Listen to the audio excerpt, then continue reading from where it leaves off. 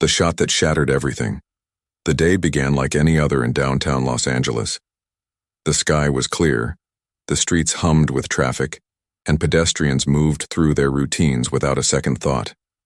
Among them was Claire Thompson, a 32-year-old single mother, quietly pushing her food cart along the edge of a public park. She wasn't famous, she wasn't rich, but every morning she brewed fresh coffee and made warm sandwiches with the same care she gave her own son's lunchbox. To her, it wasn't just about selling breakfast. It was about making sure someone, anyone, felt a little more human in a city that often forgot people like her existed. On the other side of the street, a black SUV rolled to a stop beside a trailer marked "Crew Access Only." Keanu Reeves, dressed in worn boots and a dark hoodie, stepped out quietly. He wasn't there for interviews or fanfare. Filming for his latest indie project had just wrapped for the day, and he needed some air. His assistant offered him a ride to the studio, but he declined. He liked to walk, to observe, to be part of the world when he wasn't pretending to be someone else. He didn't know his path would cross with Claire's in the most unexpected way. At 8:43 a.m., Claire stopped, by the corner of First and Maple. She set up her small folding table and greeted her regulars. One of them, Mr. Denzel, a retired schoolteacher with shaky hands, took his seat on the bench beside her. He always ordered the same thing, a peanut butter and jelly sandwich and black coffee. Claire had it ready before he even asked. Nearby, a group of school kids walked by on their way to a local elementary school. Their laughter filled the air, echoing through the park like music. One boy, a 10-year-old named Josh, paused at Claire's cart. "Do you have any extra muffins today?" he asked, his eyes wide but polite. Claire smiled. "They're fresh. I'll save you one for after school." Josh gave her a grin, then skipped back toward his group. Just as Claire turned to refill the coffee dispenser, a sudden sharp noise cracked through the air, then another, and another. 3 quick pops. Gunshots. Chaos erupted. People screamed, pigeons scattered. A car swerved onto the curb. Claire turned instantly and saw a man in a gray hoodie running across the street, a gun flashing in his hand. The crowd ducked. Someone cried out, another person fell. But what made her heart stop was the sight of Josh, frozen in fear, standing in the direct line of fire. Without thinking, Claire dropped everything and ran. She didn't count the steps.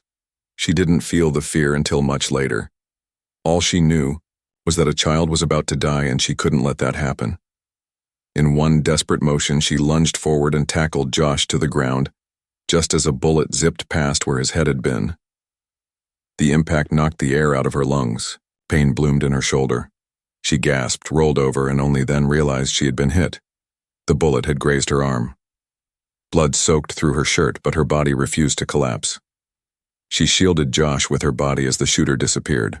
Down an alley, chased by a security guard. Sirens blared moments later. Police officers cordoned off the area. Paramedics arrived and gently pulled Claire up from the pavement. The boy was crying but unharmed. Claire gave him a weak smile. "You're okay," she whispered. "You're okay." Keanu watched it all unfold from across the street, frozen in place. He hadn't moved when the shots rang out. His instincts had been to duck, to hide, but then he saw Claire run. No hesitation, no calculation. She had risked her life for a child she didn't even know. He hadn't seen something so raw, so human in a very long time. As people swarmed around Claire, helping her into the ambulance, he pulled up his hoodie and disappeared into the crowd, quietly following the emergency vehicles from a distance. Later that afternoon, Claire sat in the hospital with a bandage wrapped tightly around her arm. She had refused painkillers until she was sure someone called Josh's parents. When the nurse finally brought her a phone, she tried to call her employer, Mrs. Hale, the manager of the catering company she worked for. "Hi, it's Claire. I got shot today. I'm okay. It was at the park, saving a kid. I might miss work for a few days, but..." Mrs. Hale's voice cut through, sharp and cold. "You abandoned the cart during peak hours? Do you have any idea how unprofessional that looks?" "I wasn't thinking about that," Claire replied softly. "I was trying to save someone's life. And now you're making the company." "Look reckless," her boss snapped. We've had complaints about the mess you left behind. Don't bother coming back." The line went dead. Claire sat there stunned. It wasn't the pain in her arm that made her cry. It was the realization that doing the right thing had cost her everything. Her job, her only income, her stability. She leaned back on the hospital bed, covering her face as tears soaked into the pillow. What she didn't know was that Keanu had been in the waiting room. Not as a celebrity, but as a man quietly asking questions at the front desk. No cameras, no publicity. He hadn't told anyone who he was, just a name on a clipboard, waiting to check on the woman who had reminded him of something he thought Hollywood had stripped from the world. Selfless courage. The nurse had told him she wasn't taking visitors yet, so he waited, outside the hospital. Reporters had already picked up the story. Local food vendor saves 10-year-old from gang shooting. But they hadn't yet put a name to the face. No one had. No one except Keanu, who had watched the whole thing, and whose thoughts now raced. Faster than ever. He didn't know her story, not fully. But something inside him said this wasn't the end of it. And it wasn't. That night, as Claire returned to her small one-bedroom apartment with her arm in a sling and her savings account nearly empty, a single envelope sat on her doorstep. No name. No return address. Just a note inside that read, "Not all heroes wear capes. Some wear aprons. Thank you for what you did. This is only the beginning." Claire turned the envelope over and gasped when several $1,000s fell into her lap. Her heart raced. She looked up and down the street, but no one was there. No clue, no signature, no sign of who had given it. As she held the envelope, close to her chest, the boy's face flashed in her mind again. His fear, his innocence, his smile. Claire knew she hadn't made a mistake even if the world punished her for it.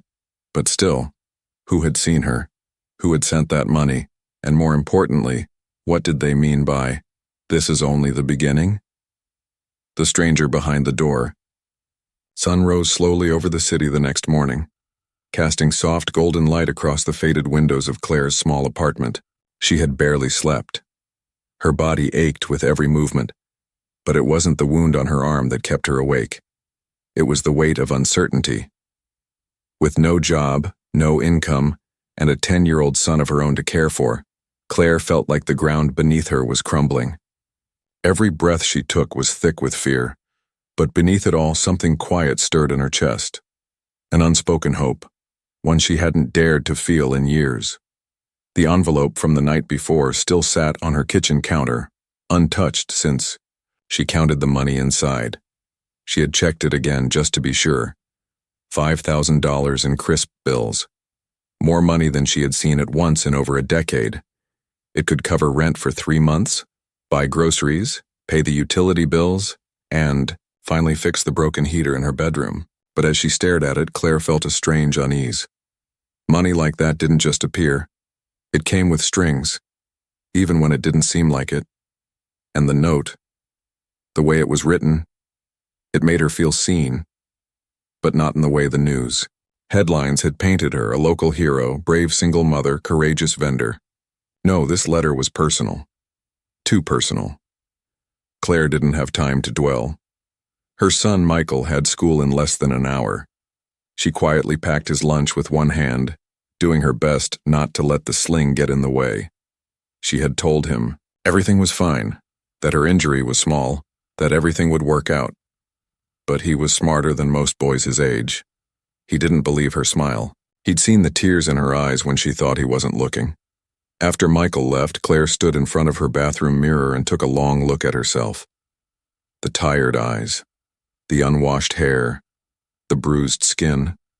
Somewhere behind the exhaustion, she could still see the fire that had made her run toward a bullet. But that fire didn't pay bills or erase worry. It didn't get her job back or fix her future. Still, she refused to feel regret. At exactly 11:17 a.m., there was a knock at the door. Claire wasn't expecting anyone. She paused, heart beating faster, and slowly opened it just enough to peek out. A man in a black baseball cap stood quietly in the hallway. His clothes were casual, gray jeans, a simple t-shirt, and sneakers that had seen better days. His face was partially hidden, but she recognized him instantly. Keanu Reeves. For a moment, neither of them spoke. It was as if the air had thickened between them. Claire blinked, confused, not sure if what she was seeing was real. "I'm sorry to show up like this," Keanu said in a soft, respectful tone. "I didn't want to send someone else. I wanted to thank you in person." Claire opened the door wider but still kept her hand on the frame. "Thank me? For what?" "For what you did yesterday," he replied. "I was there. I saw you run into the line of fire to save that boy. It changed something in me. People talk about courage all the time, but watching you..." He paused, his voice catching. "You didn't hesitate. I've spent years pretending to be brave in movies, but you lived it in real life." Claire didn't know how to respond. Part of her was stunned, part embarrassed, and part deeply suspicious. This was Keanu Reeves, a global icon, a man with every reason to be somewhere more glamorous than her worn-out apartment, and yet he stood there with quiet sincerity, as if he truly meant every word. "I didn't do it for praise," Claire said finally. "I did it because that boy needed help." Keanu nodded. "I know, that's exactly why I'm here." He handed her a second envelope, smaller than the first, and a business card. "You probably have a lot of people reaching out now," he continued. "Journalists, producers, people who want to use your story. You deserve to tell it the right way. No spin, no fake drama, just truth. I have a few friends, good people, who can help with that if you ever decide to speak. And if you don't want to, that's okay too." Claire slowly took the envelope, her fingers trembling slightly. "What's in this?" she asked. "Something to make sure you don't have to worry about rent this month. And the card. Just someone who can give you options. No pressure." She didn't know what to say. It felt surreal, like something out of a script. A woman who had been discarded for doing the right thing was now standing in her hallway, with one of the world's most famous actors offering her help. Not pity, but real support. "I still don't understand why you'd care," Claire said. "You don't even know me." Keanu looked her in the eye. "Maybe not, but I know what it's like to be broken. I know what it feels like when the world keeps taking from you, even when you're trying to do good. People helped me when I didn't deserve it. And you deserve so much more than what you've been given." His words pierced her like sunlight through clouds, and for the first time in what felt like weeks, Claire let herself exhale fully. Not because everything was suddenly fixed, but because someone saw her, not as a victim or a story, but as a human being. They spoke for almost 20 minutes. Keanu didn't mention his films once. He asked about her son, about her dreams before life forced her into survival mode, about her plans. Claire found herself opening up in ways she hadn't expected. She told him about how she used to love music, how she once dreamed of opening a cafe that hired young single mothers like her, how every setback had chipped away at that dream until all that remained was a food cart on the corner of a noisy street. "You should still open it," he said. "The cafe. You still have that fire, it hasn't gone out." Before he left, Keanu gave her a quiet smile. "I'll be around if you need anything. No pressure, just know someone's rooting for you." As the door closed behind him, Claire stood motionless, holding the envelope and the card in her hand. Her mind raced. What had just happened? Was this real? Later that evening, Claire's phone began buzzing nonstop. Friends she hadn't spoken to in years were calling. Her inbox overflowed with emails. When she opened the local news app, her breath caught in her throat. A video had surfaced, online grainy footage taken from across the street. It showed Claire running toward Josh, throwing herself over the child just before the final gunshot rang out. The clip had gone viral overnight. Comments poured in from all over the world. Praise, admiration, even offers of help. Someone had posted a still from the video with the words, "She risked everything to save a child, and lost her job for it." The world had finally seen her, and not just her act of bravery, but the injustice that followed. As Claire stared at the screen, her eyes filled with tears. She didn't know what would come next. She didn't know if things would get better or worse, but one thing was clear. The story was no longer hers alone, and neither was the fight. The interview that shook the nation for most of her life, Claire Thompson had remained invisible. Not in the literal sense, but in the quiet, suffocating way the world often ignores those who live paycheck to paycheck, scraping by without headlines or applause. She had been overlooked at school, underestimated at jobs, and passed over in public like a shadow that moved only when necessary. Yet now, with one selfless act, her name was on the lips of millions. Strangers debated her courage online. News anchors praised her as a real-life hero. Social media flooded with hashtags in her name. Yet for Claire, none of it felt real. Not until the morning she stood in front of a television studio, heart pounding in her chest, ready to speak for the first time. It had been a whirlwind since the viral video surfaced. Within 48 hours, her life transformed into a storm of calls, messages, and requests. Everyone wanted a piece of her story. Some wanted interviews. Others offered donations. A few even wanted her to write a book. Claire had ignored most of it. But there was one message she hadn't ignored. An email from Keanu's assistant, forwarded to her personally, inviting her to appear on The Morning Hour, a nationally broadcast show known for highlighting everyday heroes. At first, she had hesitated. She wasn't a public speaker. She wasn't polished. She didn't have the right clothes or media training. But something inside her whispered that maybe, just maybe, this wasn't about her comfort. Maybe it was about something bigger. She had borrowed a simple dress from her neighbor, tied her hair back as neatly as she could with one working arm, and stepped into the studio with her heart in her throat. The lights inside were blinding, the cameras unrelenting. The host, a kind, middle-aged woman named Janine, greeted her gently and led her to the chair. Claire took a breath and tried to steady her hands. This wasn't just a conversation. It was a moment the whole world would witness. The interview began with soft, respectful questions about the incident. Janine guided her through the timeline, allowing Claire to describe what happened without pressure or exaggeration. Claire spoke slowly, carefully, her voice quiet but steady. She described the park, the gunfire, the boy, how she didn't think. She just ran. How she heard the bullet zip past her ear. How she landed on the ground not knowing if she'd ever get up again. Janine's expression remained gentle, but even she couldn't hide the emotion in her eyes. Then came the question that shifted everything. Claire, Janine asked, after risking your life to save a child, how did your employer respond? Claire hesitated for a moment, then answered honestly. They fired me. They said leaving the cart made the company look bad. I didn't even make it home before they sent the message. A long silence fell over the room. And how did that make you feel? Janine asked softly. Claire looked at the camera, not at Janine. Like I didn't matter. Like doing the right thing was wrong. I didn't save that boy for attention. I didn't think anyone would notice. But the moment I did something human, they treated me like a liability instead of a person. Her voice cracked then, not from weakness but from the weight of everything she'd carried. The pain, the fear, the loneliness. The audience watching at home didn't see a rehearsed speech or a polished persona.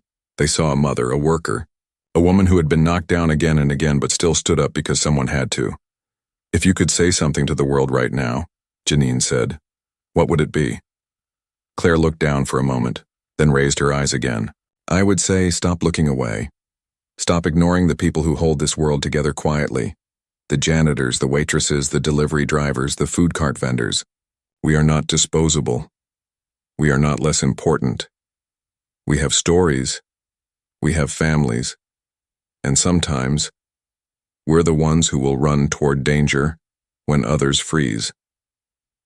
It was not a polished monologue. It was not designed for applause. But it struck a chord deeper than any pre-written script ever could. Within hours, clips of the interview spread like wildfire across every major platform. Hashtags surged again, this time demanding accountability from the catering company that had fired her. Several celebrities reposted the video, praising Claire's integrity. Thousands of people, some famous, most not, shared their own stories of being overlooked, undervalued, or punished for doing the right thing. And through it all, Claire stayed grounded. She didn't hire a publicist.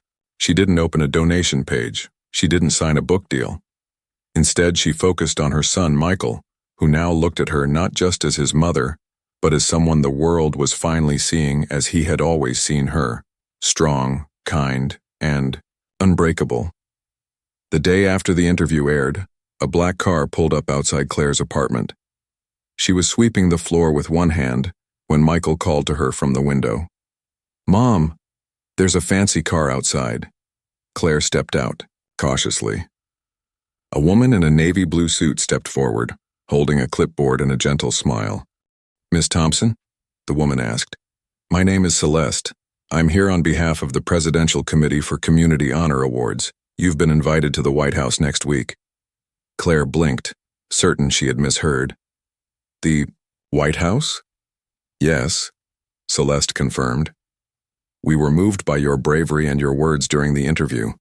The President would like to personally thank you for your service to this country, not just for saving a life, but for reminding all of us what true courage and decency look like." The world seemed to tilt for a moment. Claire's legs felt weak beneath her. She nodded slowly, stunned beyond words. As the woman left, Claire sat down on the front steps of her apartment and held her face in her hands. Not in shame, not in despair, but in disbelief. She had spent her life hiding her pain, shrinking her worth, trying to survive in silence. And now, because of one moment of instinct and heart, the world was turning its eyes toward her. Yet in the quiet of her soul, she didn't feel like a hero. She just felt like a mother who had done what any mother would have done. What she didn't know was that far away. Inside a quiet studio, Keanu Reeves sat alone watching the interview replay for the third time. He didn't cry often, but her words broke something in him and rebuilt it all at once. He had promised himself not to interfere too much, not to shift the spotlight away from her. But after watching her speak truth to power with such grace, he knew it was time to step forward again. This time, with something much bigger, something that would shake the foundation of the industry itself. The gift that shook the industry, a week passed like a dream Claire couldn't fully hold on to. The days blended into each other, filled with reporters waiting outside her building, neighbors dropping by with flowers and baked goods, and strangers sending heartfelt letters that piled up in her mailbox. Every corner of her life, once quiet, routine, invisible, was now surrounded by light, noise, and attention.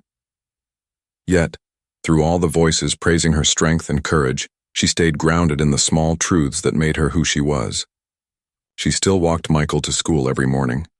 She still folded laundry with one hand, and every night when the house was silent, she sat by the window with a cup of tea, wondering when this would all disappear as suddenly as it had arrived. But something else was coming. Something she had not been told, something even the cameras hadn't captured. While the world praised her in headlines, while her name became a symbol for bravery, someone had been quietly working behind the scenes to give her more than just a moment of recognition. Someone who had watched her fall and decided she deserved more than applause. Keanu Reeves had stayed silent long enough, but now it was time to do something louder than words. At the center of Los Angeles sat a small, neglected building that had once been a vibrant community cafe. Its windows had been boarded up for years, its paint faded, its walls tagged with graffiti. The building had been for sale for nearly a decade, forgotten by most, except for Keanu. When he learned about Claire's dream of opening a cafe where single mothers and struggling workers could find employment and dignity, he made a decision, not for the press, not for publicity, but because something inside him had awakened the moment he saw her dive in front of that boy. He bought the building quietly under a private trust. He hired architects, designers, and community developers. The plan was simple but powerful. Renovate the cafe, stock it fully, staff it with workers like Claire, women who had been overlooked, dismissed, or silenced, and then hand over full ownership to her. He wanted no credit. He wanted no spotlight. He just wanted her to have what she deserved. The day Claire received the letter was one she would never forget. It was delivered by hand, sealed in a thick, White envelope with no return address and no signature. Only a short handwritten message on the first page. This place was waiting for you. Now it's yours. Go build something the world can't ignore. Beneath the note were the official documents: property transfer, building permits, renovation plans. And at the bottom, in careful handwriting, funds have been secured. You won't owe a dime. Just promise me you'll make it a place where people feel seen. For a long moment, Claire didn't move. She sat on the floor of her apartment, surrounded by papers that represented everything she had once let go of, every dream she'd buried, every ambition she'd pushed aside just to survive. Her hands trembled as she flipped through the pages. She could barely process what was happening. This wasn't a donation. It wasn't a temporary handout. It was a future, a foundation, a real shot at something permanent. Michael walked into the room and saw the expression on her face. He sat beside her, curious. "What's all that, Mom?" Claire pulled him close and kissed his forehead. "I think someone gave us a second chance." Within 48 hours, the news broke. Someone leaked the information to a local paper. Keanu Reeves buys cafe for real-life hero Claire Thompson in silent act of kindness. By the next morning, the story was everywhere. The footage of Claire from the morning show played side by side with photos of the rundown cafe, now under construction. Aerial drone shots revealed a team of workers already restoring the building. And although Keanu had made no statement, the message was clear. This was no charity stunt. This was transformation. The reaction was instant and intense. Celebrities praised the gesture as revolutionary. Industry leaders asked why no one had done something similar before. Community groups rallied to support the project, volunteering labor and materials. Even national business networks discussed the impact of creating spaces owned and operated by the very people often pushed to society's margins. Yet not everyone was pleased. Claire's former employer, Hale Catering Co., tried to shift the narrative.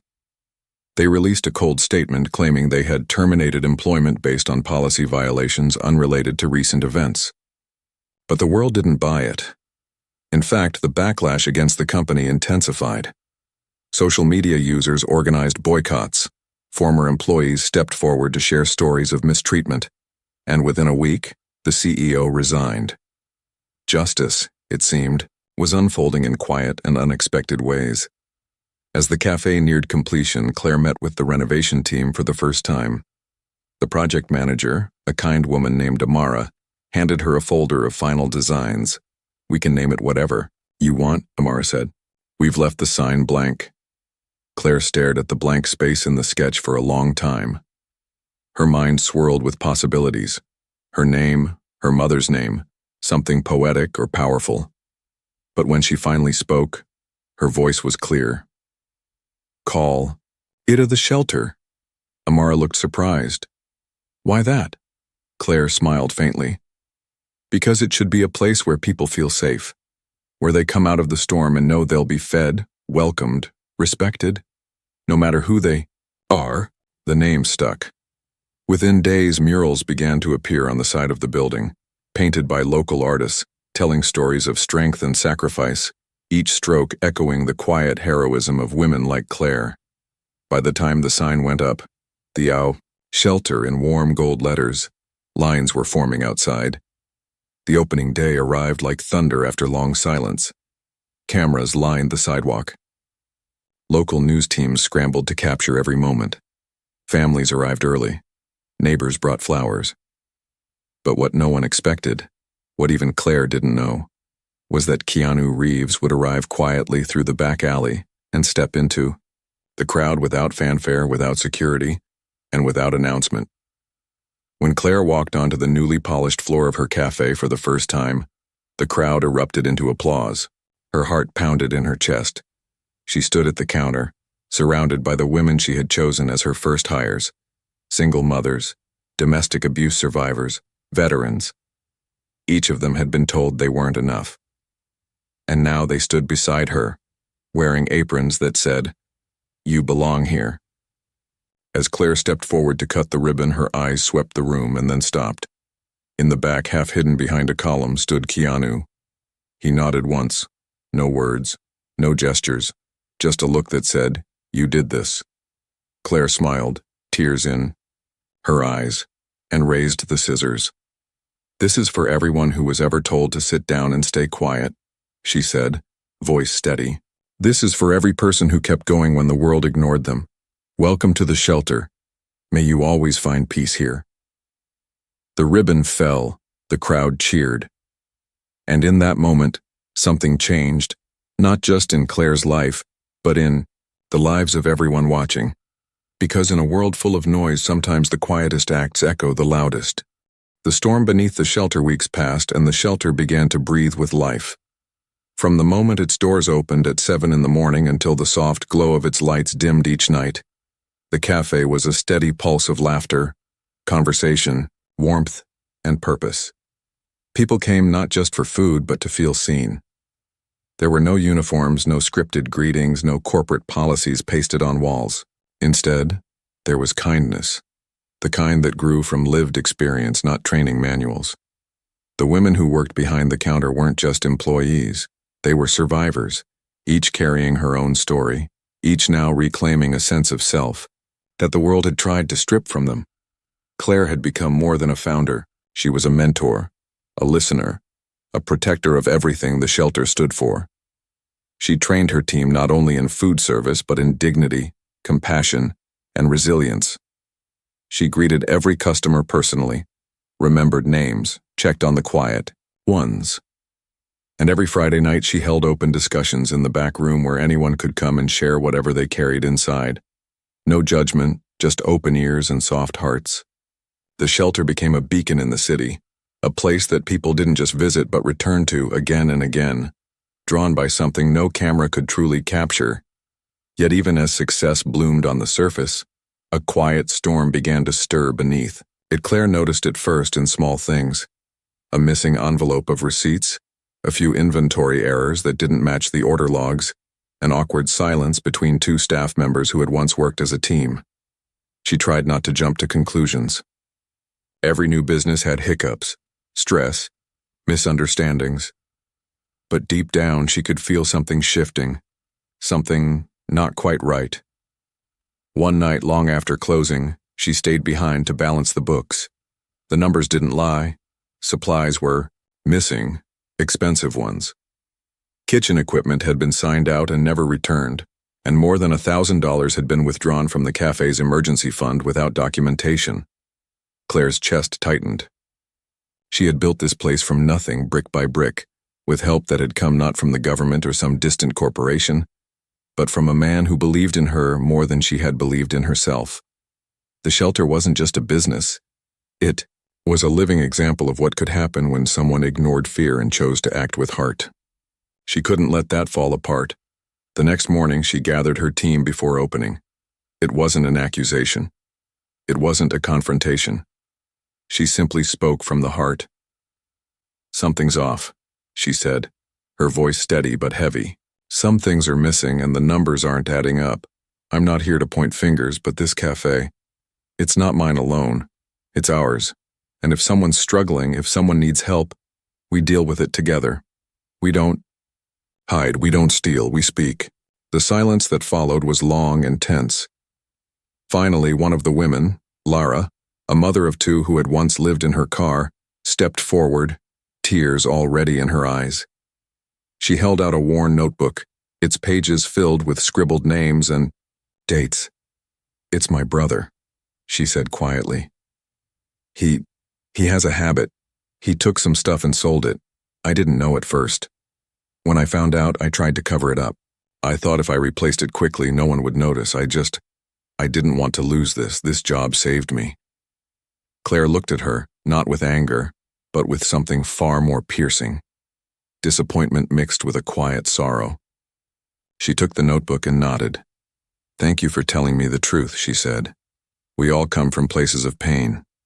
But if we let that pain guide us, we become the very people who tried to break us. You can't stay here if this continues. But I believe in second chances. You'll stay for now, but under conditions we agree on together." The rest of the team nodded slowly. There was no applause, no dramatic music, just the weight of understanding shared in a room full of people who knew what it meant to fall and still choose to get up. But the challenges didn't end there. The attention the shelter had received had drawn interest from powerful eyes. Developers, who saw the foot traffic, the media buzz, the celebrity connection. One afternoon, Claire received a call from a man named Mitchell Rowe, representing a real estate investment firm. He offered her a lucrative buyout, more money than she had ever imagined, enough to move to a better home, secure her son's future, and start fresh. "It's just a cafe," he said smoothly. "You've already made your statement, now let us take it to the next level." But Claire knew exactly what that meant. Rebranding, corporatization, policy handbooks, token employees, and promotional commercials showing diversity with none of the soul. They would keep the name, maybe even her face on the wall, but the shelter as she had built it would be gone. "You can't buy what this place means to people," she told him. "It's not for sale." His voice turned cold. "You'll regret this." 2 days later, a surprise health inspection showed up. Not routine. Not on the city's official calendar. Her team worked overtime to cooperate. Then came the anonymous complaints, allegations of expired ingredients, unsafe working conditions, undocumented workers. All lies, but they took time to fight. Stress grew, business slowed, and the media, once so eager to praise, now hovered like vultures waiting to see if the hero would fall. Claire stood at the counter late one night, the cafe empty, her son asleep in the back room, and stared at the wall where the mission statement was framed. A single sentence and no one gets left behind. She had written those words in the beginning when she believed in hope. Now they reminded her that hope was not a feeling, it was a battle. She took out her phone and opened a draft email. Then she stopped. Instead, she opened a new message. To Keanu Reeves, subject. "I might need your voice again. Not for me. For them." She stared at the screen, fingers trembling. Then hit send, the voice that changed everything. The email had been short, barely more than a whisper, but it carried the weight of everything Claire had held inside since the storm began. It wasn't a cry for rescue. It wasn't a plea for someone to save her. It was the quiet recognition that even the strongest need others to stand with them when the weight of the world grows too heavy to carry alone. She didn't know if Keanu would answer. Didn't expect him to. He had already done more than she could ever repay, but somewhere deep in her chest, beneath the exhaustion and fear, lived a flicker of trust. Trust that he meant it when he said he was rooting for her. For 2 days, there was no response. Outside, the pressure mounted. Local newspapers ran conflicting headlines, some praising Claire's integrity, others quoting anonymous sources who claimed the shelter was a front for activism, not business. 3 scheduled catering events canceled without explanation. The cafe's supplier raised prices overnight, citing logistical delays. And 2 of her most loyal employees received unexpected eviction notices from landlords who'd been contacted by investors offering cash to clear out tenants faster. The message was clear. Someone wanted the shelter to disappear. Claire refused to show fear. She worked longer hours, made deliveries herself, and even opened a free food window on weekends for struggling families. But the stress was grinding her down. Her arms still ached in the mornings. Her bank balance was shrinking. And her son, though always smiling, had begun asking questions in soft, careful tones that broke her heart every time. On the 3rd night, just as she was locking the front door after another slow shift, her phone buzzed. From Keanu R. Subject, "Got your message. I'm on my way. No press. No spotlight. Just truth." There was no signature, no emoji, no flourish. Just honesty. And it was enough. What Claire didn't know was that Keanu hadn't just read her message. He had already started making calls the moment he received it. He had connections, yes, powerful ones, but he also had something more dangerous to corrupt forces than money or fame. He had credibility. Over the years, he had built a reputation not just for being a decent man in a ruthless industry, but for using his voice when it mattered most. And now, he was going to use it again. Within 48 hours, he arrived in Los Angeles, not with an entourage or a camera crew, but alone. He walked into the shelter quietly during breakfast service and stood in line like everyone else. The moment Claire saw him, her eyes welled up. She didn't say anything. Didn't need to. They shared a look, a moment of silent understanding, between two people who knew the value of fighting for something real. They sat in the back office. Keanu listened as Claire laid out everything: the financial sabotage, the inspection threats, the false complaints, the intimidation of her staff. She didn't cry. She didn't dramatize. She just spoke clearly with the calm of someone who had no time left for fear. When she finished, Keanu leaned back in the chair, silent for a long while. Then he said something she didn't expect. "This doesn't end with us pushing back," he said. "This ends with the truth being so loud they can't silence it." That afternoon, Keanu made a post on his official social media account. It was a single video, filmed with his phone sitting outside the shelter with the sign in full view behind him. "I've stayed quiet long enough," he said, looking directly into the camera. Some of you know the story of Claire Thompson, the woman who risked her life to save a child, lost her job for it, and then turned that moment into a space that is changing lives every day. I helped her get started. But now she's under attack because someone powerful decided a woman like her shouldn't have power of her own. I won't stand for that, and neither should you. The video was under 3 minutes, but within an hour, it had over 5 million views. Support poured in from every corner of the internet. Fans, celebrities, journalists, activists. People shared their own stories of injustice, of being silenced, of rising anyway. Former employees of the same real estate firm stepped forward with leaked documents, emails that confirmed intentional harassment and coordinated efforts to discredit the shelter. One document even listed Claire's name under a header that read, "Target for displacement." The backlash was swift and brutal for the people who had tried to destroy her. City officials opened an investigation. The firm that had made the CR buyout offer pulled its senior executive team off all public projects. 2 major food suppliers announced partnerships with the shelter, donating fresh goods weekly for a year. A prominent law firm offered to represent Claire pro bono, filing a civil suit for damages and harassment. And within days, the cafe was busier than ever. But the most unexpected moment came during a televised press conference held by the mayor's office. After announcing a new citywide initiative to protect small community-owned businesses from predatory development, the mayor turned to the camera and said, "We were inspired by one woman, one act of courage, and the relentless love she poured into a small cafe called The Shelter." The crowd applauded, but Claire was not in the room. She was back at the cafe cleaning tables with Michael, who was now old enough to understand what his mother had built. "Do you think they'll leave us alone now?" he asked quietly. Claire looked out the window, where families lined up for fresh bread and children laughed under the new awning painted with flowers. "Maybe," she said, "but even if they don't, we'll be ready, because this place doesn't belong to fear anymore." Keanu visited one last time before returning to his work. He didn't stay long, didn't want the attention to shift. But before he left, he handed Claire a final envelope, one last piece of a story still unfolding. Inside was a deed to the building next door, a place to expand, a place to grow, a place to keep building something the world would never be able to erase. Claire stood in the center of her cafe that night, lights off, the city quiet, her hands pressed against her heart. She wasn't the same woman who had stood behind a food cart months ago, worried about rent, invisible to a world too busy to look down. She was something else now, not because people finally saw her, but because she never stopped seeing herself.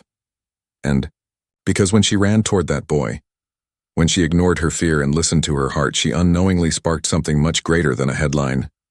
She lit a fire that could not be put out.